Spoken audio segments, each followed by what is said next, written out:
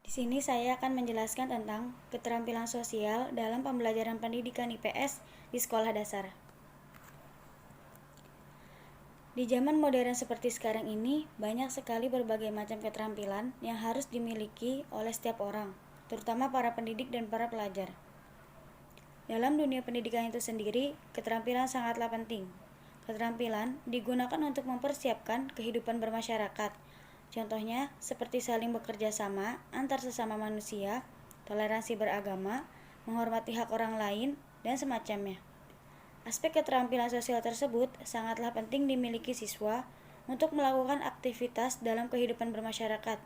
Secara garis materi, pembelajaran IPS mencakup pengetahuan, keterampilan, dan sikap yang dipelajari siswa.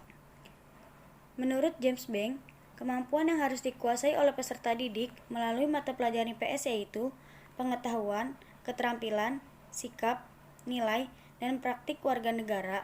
Oleh karena itu, mata pelajaran IPS sudah mengakomodasikan beberapa tujuan dan kemampuan yang harus dicapai, serta IPS memegang peranan yang sangat penting dalam meningkatkan keterampilan peserta didik. Mengapa IPS memegang peranan yang sangat penting dalam meningkatkan keterampilan peserta didik? Karena di dalam mata pelajaran IPS terdapat 1. Mengenalkan konsep-konsep yang berkaitan dengan kehidupan bermasyarakat dan lingkungan. 2. Memiliki kemampuan dasar untuk berpikir logis dan kritis, rasa ingin tahu, inquiry, memecahkan masalah, dan keterampilan dalam kehidupan sosial. Ketiga, memiliki komitmen dan kesadaran terhadap nilai-nilai sosial dan kemanusiaan. Keempat, memiliki kemampuan berkomunikasi, bekerja sama, dan berkompetensi dalam masyarakat yang majemuk di tingkat lokal, nasional, dan global. Arti penting keterampilan sosial. Keterampilan sosial atau social skills merupakan bagian penting dari kemampuan hidup manusia. Keterampilan sosial itu sendiri merupakan bentuk perilaku, perbuatan, dan sikap yang ditampilkan oleh individu ketika berinteraksi dengan orang lain, disertai dengan ketepatan dan kecepatan sehingga memberikan kenyamanan bagi orang yang berada di sekitarnya. Peningkatan perilaku sosial cenderung paling mencolok pada masa kanak-kanak. Hal ini disebabkan oleh pengalaman sosial yang semakin bertambah pada anak-anak dalam mempelajari pandangan pihak lain terhadap perilaku mereka dan bagaimana pemandangan tersebut mempengaruhi tingkat penerimaan kelompok teman sebayanya. Dalam keterampilan sosial itu sendiri mencakup beberapa perilaku. 1. Empati, yang di dalamnya anak-anak akan mengekspresikan rasa haru mereka dengan memberikan perhatian kepada orang lain yang sedang tertekan karena suatu masalah dan mengungkapkan perasaan orang lain yang sedang mengalami konflik. Yang kedua, kemurahan hati atau kedermawanan, yang di dalamnya anak-anak berbagi dan memberikan suatu barang miliknya pada seseorang.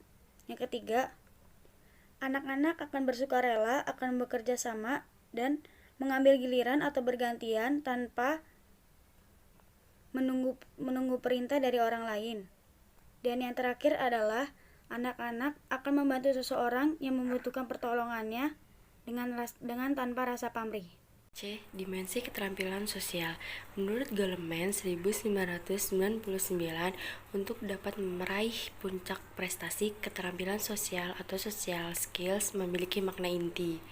Hubungan sosial lancar dapat terjadi dari dimensi-dimensi keterampilan sosial yang menjadi indikatornya, yaitu yang pertama ada dimensi pengaruh, yang kedua ada dimensi komunikasi, yang ketiga ada dimensi manajemen konflik, keempat ada dimensi kepemimpinan, dan yang kelima dimensi katalisator perubahan.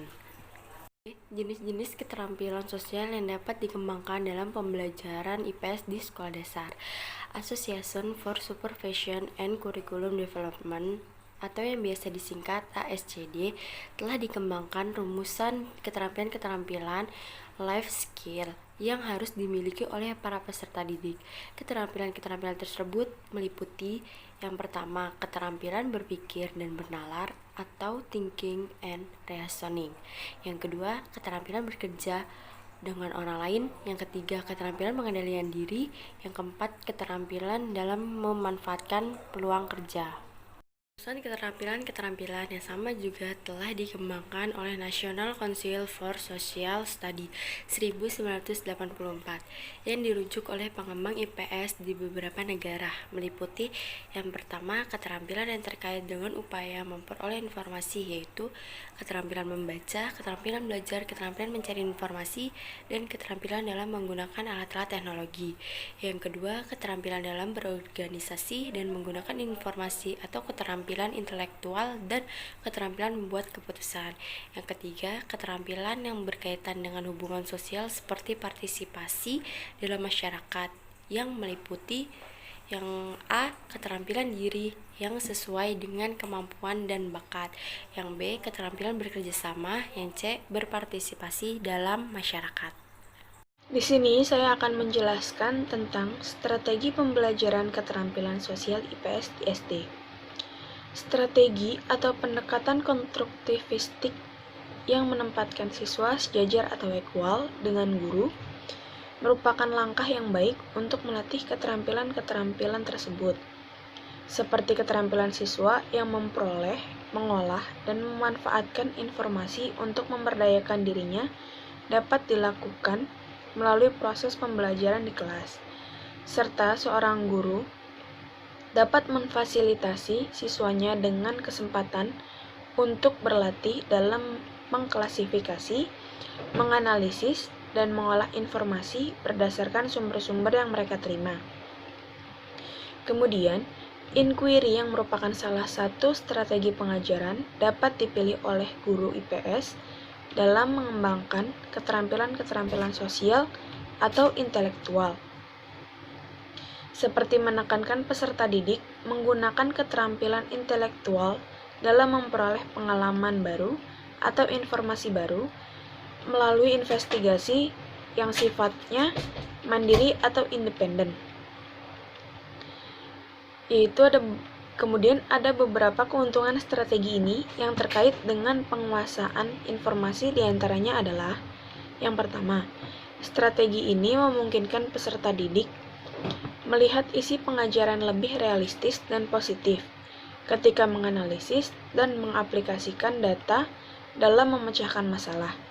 Yang kedua, yaitu memberikan kesempatan kepada para siswa untuk merefleksikan isu-isu tertentu, mencari data yang relevan, serta membuat keputusan yang bermakna bagi mereka secara pribadi. Yang ketiga, yaitu menempatkan guru sebagai fasilitator belajar sekaligus mengurangi perannya sebagai pusat kegiatan belajar.